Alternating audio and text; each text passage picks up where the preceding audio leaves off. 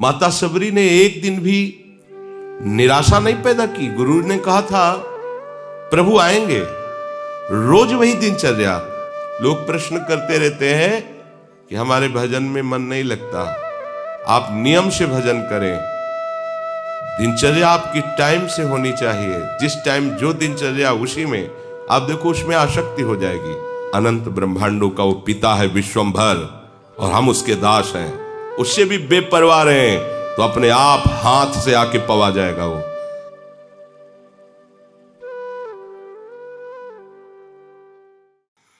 जो गुरुजनों ने नियम दिया है, नियम पालन करना ही सबसे बड़ी तपस्या है। ये दिनचर्या, माता सबरी ने एक दिन भी निराशा नहीं पैदा की। गुरु ने कहा था प्रभु आएंगे, रोज वही दिनचर्या। रोज सोहनी लगाना, जल छिड़कना, पुष्पों के पावड़े डालना, फल आदि चयन करके प्रभु का इंतजार करना। रात हो गई, फिर प्रभु के चिंतन में विश्राम, फिर प्रातः वही करना। कितने वर्षों तक कभी नियमावली में त्रुटि नहीं पड़ी। तो जो गुरु प्रदत्त नियम है, सबरी मां को विश्वास था गुरुदेव के वचन झूठे नहीं होते। उन्होंने कहा है कि प्रभु आएंगे तो आएंगे प्रभु। वर्ष, 2 वर्ष, 4 वर्ष, 10 वर्ष नहीं, बहुत लंबे समय तक उनको अविश्वास नहीं हुआ। गुरुदेव ने कहा है प्रभु आएंगे। गुरुदेव ने जो हमें नियम दिया है, या हमने गुरुदेव के लिए जो नियम धारण किया है, वो ऐसे फिसड्डी नियम नहीं होने चाहिए। वर्षा हुई तो हम गायब, सर्दी हुई तो गायब, अनुकूल समय है तो हम आकर के हाजिरी बजा रहे। नहीं, हमारी यही साधना है। जो नियम है उसमें हम, यदि हमारे में चैतन्यता है, चलने की सामर्थ्य है, तो हम उपस्थित होंगे निश्चित। जब हम चल ही नहीं सकते तो बात अलग की। तो नियम से ही प्रेम पैदा होता है। भजन में जब तक नियम नहीं होता, तब तक भजन में आसक्ति नहीं होती। लोग प्रश्न करते रहते हैं कि हमारे भजन में मन नहीं लगता। आप नियम से भजन करें, दिनचर्या आपकी टाइम से होनी चाहिए। जिस टाइम जो दिनचर्या उसी में, आप देखो उसमें आसक्ति हो जाएगी। और आसक्ति हो जाना ही भागवतिक दिनचर्या में भाव का प्रादुर्भाव करना है। भाव जागृत हो जाते हैं, विक्षेप आदि विघ्न स्वतः नष्ट हो जाते हैं। उपासक जब नियम से ऐसे चलता है और भगवत लीला गुणगान या कीर्तन करता है, तो उसके अंदर ये भाव प्रकट होने लगते हैं। कभी उसका शरीर कंपायमान होने लगता है, कभी अश्रुधारा बहने लगती है, कभी रोम रोम पुलकित हो जाते हैं, कभी स्तंभ हो जाता है, शांत एकदम समाधिस्थ की तरह मानो कोई मूर्ति हो। कभी श्वेत पसीना, कभी स्वरभंग लड़खड़ाने लगता है, राग बिगड़ जाता है, आवाज शुद्ध नहीं निकल पाती, गदगद कंठ, नयन बह नीरा, वैवर्ण, शरीर का रंग बदलने लगता है। भाव और बढ़ा तो प्रलय, मूर्छा भी आने लगती है। ये अष्ट सात्विक भाव उसके हृदय में प्रकट होने लगते हैं, जो गुरु प्रदत्त उपासना को, दिनचर्या को नियम पूर्वक करता है। जब भाव प्रकट होने लगता है तो फिर अभिमान की गुंजाइश नहीं रह जाती। ये भाव अभिमान को चूर कर देता है और वो दैन्य भाव से सदैव स्थित रहता है। निराभिमानता जैसे जैसे बढ़ेगी, वैसे वैसे आराध्य देव की समीपता का अनुभव होगा। यही दरबार दीन को आदर रीति सदा चली आई।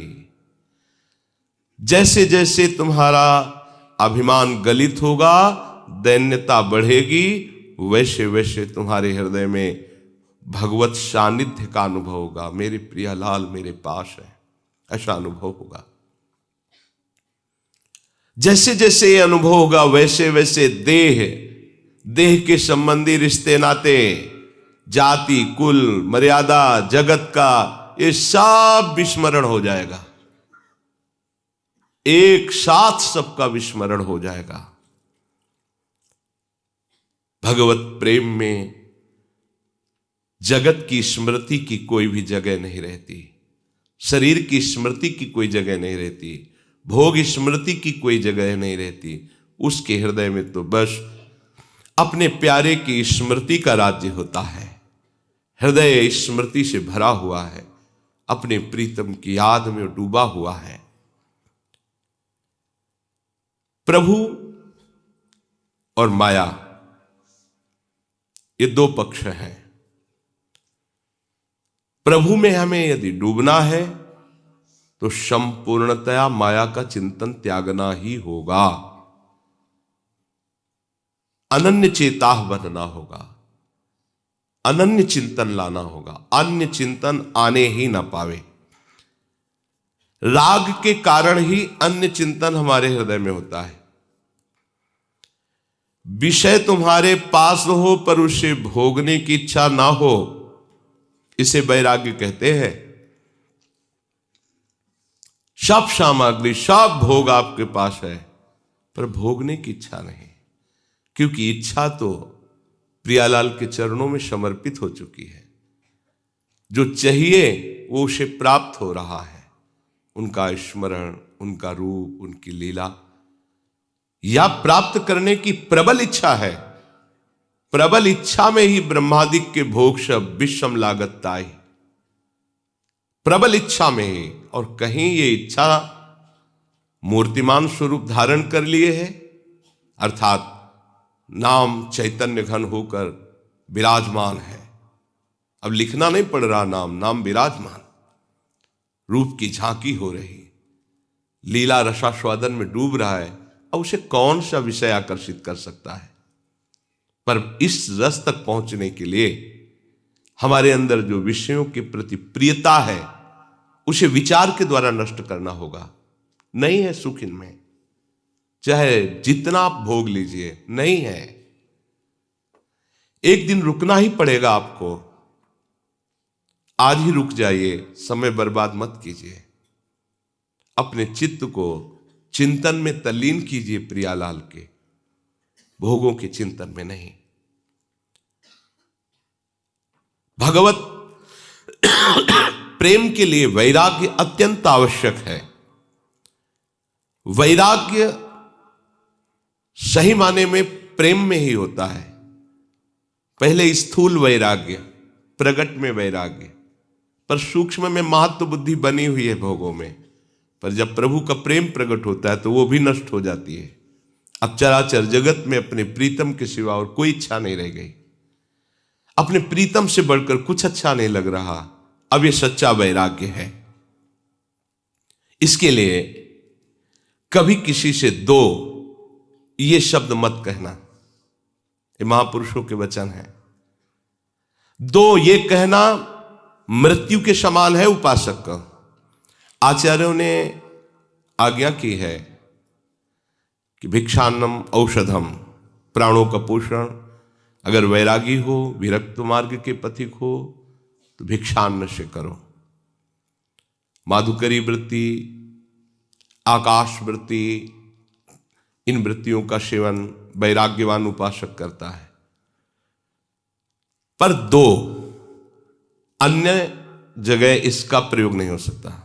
राधे श्याम मधुकरी मांगने गए, अब कोई घर से निकला और 10 रुपया दे रहा है कि रोटी तो नहीं, रुपया ले लो, नहीं, केवल रोटी। कुछ और दे रहा है, नहीं, केवल। अगर रोटी मांगने निकलो, केवल रोटी। कोई पदार्थ, कोई और वस्तुएं, लो मिठाई खा लेना जाके, नहीं, केवल रोटी तो रोटी, नहीं तो चल दे। किसी से जब ये कोई हाथ पसार कर कहता दो, तो इससे तो अच्छा है शरीर छूट जाए। ये महापुरुषों का अनुभव है। ये जो संत वेश रख करके मांगते रहते। कल एक उपासक ने प्रश्न किया था कि किसी ने उनसे कहा कि मुझे अमुक वस्तु दे दो, अगर नहीं दोगे तो हम तुम्हारा बद्दुआ दे के बुरा कर देंगे। ये संत के वचन कभी नहीं होते। डरना मत कभी किसी से। अगर कोई ऐसा कहता है तो बद्दुआ तो उसी के ऊपर लगी हुई है पहले, क्यों अपने वेश की मर्यादा को नष्ट कर रहा है। वो जानता ही नहीं, वो केवल पाखंड के लिए वेश धारण किए हुए है। पहले हमारे साधु समाज में शासन था, ऐसा नहीं था कि कोई भी कैसा भी वेश धारण करके घूमे, ऐसा नहीं था। आपकी परंपरा क्या है? वो कुछ ऐसे साधुई भाषा के प्रश्न होते थे कि असली परंपरा वाला ही उत्तर दे सकता था, अन्यथा वेश उतरा लिया जाता था, क्योंकि तुम साधुओं की मर्यादा का नाश कर दोगे, लोग समझेंगे संत ऐसे ही होते हैं। गाड़ी में ऐसे हाथ मार रहे हैं, हमको फलाहार करना है, आज एकादशी है, कुछ दे दो। जरूरी क्या है? भूख लगी है तो जाओ ब्रजवासियों के दरवाजे में राधे श्याम बोलो, जो मिल जाए पेट भरो। एक दिन नहीं पाओगे तो मर जाओगे। अब वो गाड़ी वाला समझता है भिखारी हैं, बाबा लोग भिक्षुक हैं, दलित हैं, मांगते घूमते हैं। ये संत नहीं कर सकता, नहीं कर सकता। जो भगवत मार्ग का उपासक है वो कभी ऐसे नहीं कर सकता।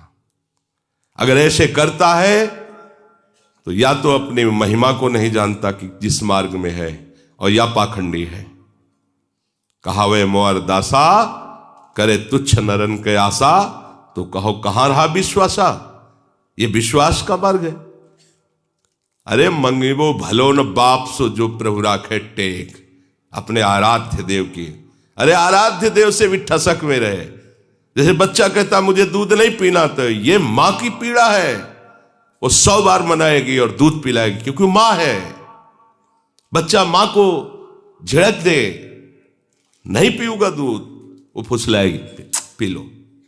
मां को इसमें क्या सुख है? वो उसका बच्चा है, पिलाना उसका कर्तव्य है। ऐसे ही अनंत ब्रह्मांडों का वो पिता है विश्वंभर, और हम उसके दास हैं। उससे भी बेपरवाह हैं तो अपने आप हाथ से आके पवा जाएगा। वो जितना भी माँ में वात्सल्य है अनंत ब्रह्मांडों में, माताओं में, वो हमारे प्रभु के एक अंश से है। ऐसा वात्सल्य समुद्र कैसे तुम उनके दास हो, कैसे तुमको आवश्यकता की वस्तु नहीं देगा? कैसे दास हो तुम, मांगते घूम रहे हो? 2 ये शब्द कहना, आपकी 5 शक्तियां उसी समय चली जाती हैं। ह्री, श्री, धी, ज्ञान और वैराग्य। आपका तेज, आपका ऐश्वर्य, आपकी बुद्धि, आपका ज्ञान और वैराग्य, 5 नष्ट हो जाते हैं मांगने वाले से।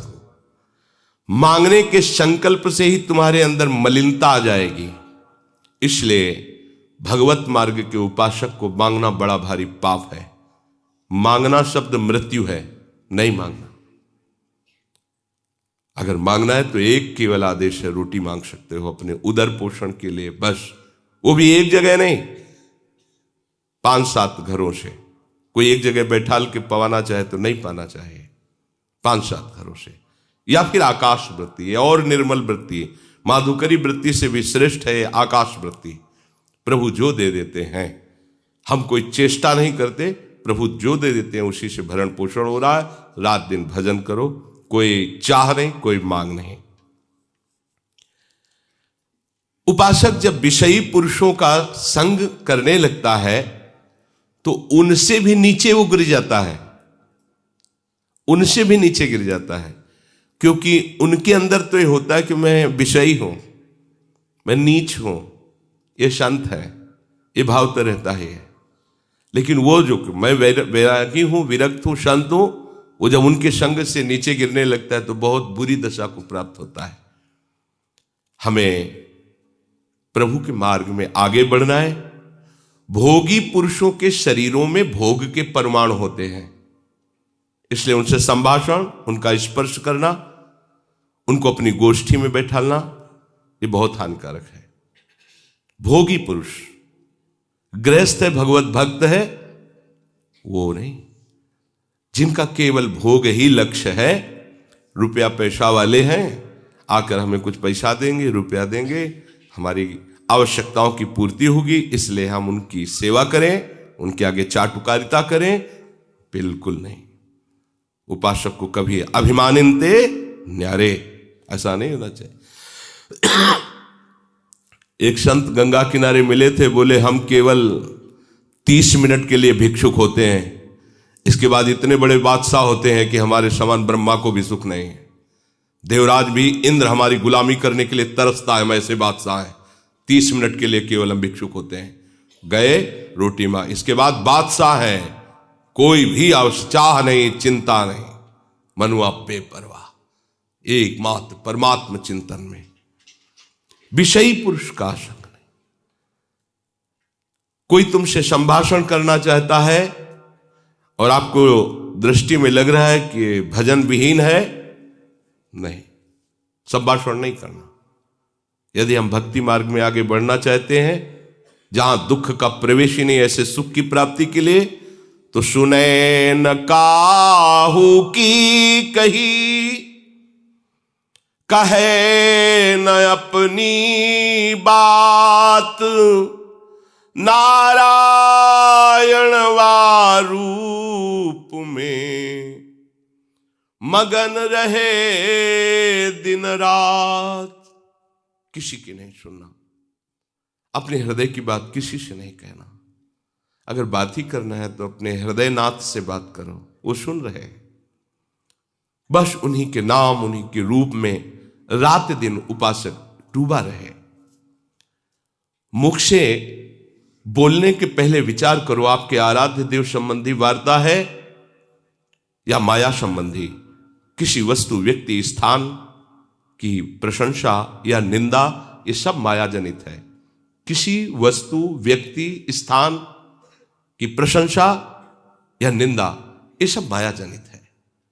अपने आराध्य देव के नाम रूप लीला धाम जनित बात यदि निकलने वाली है तो, नहीं तो रोक लो उस वाणी के वेग को, मत बोलने दो।